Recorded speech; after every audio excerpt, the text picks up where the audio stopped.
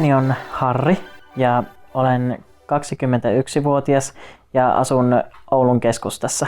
Yksinäisyys koskettaa mua niin kuin hyvin monella tasolla, että enimmäkseen henkisesti.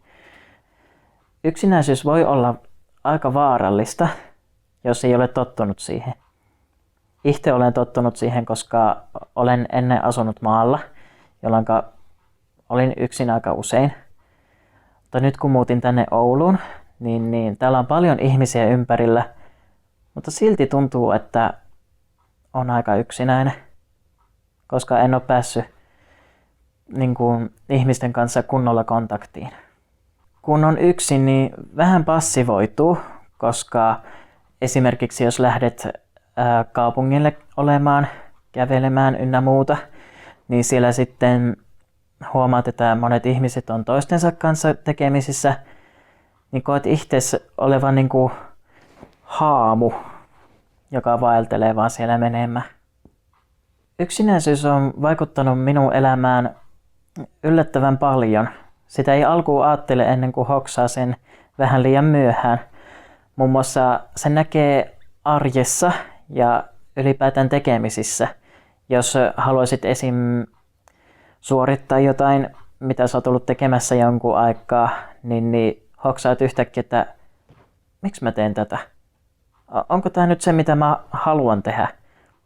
Sä pääset kohta tavoitteeseen, mutta siinä on myös sekin herää kysymys, että onko se tarpeellista? Oletko tarpeellinen itse? Hyvin pitkälti olen huomannut sen, että kavereiden kanssa tulee tehtyä paljon enemmän, joka on paljon kivempaa, tosin kuin yksin. Yksin tulee tehtyä yllättävän vähän.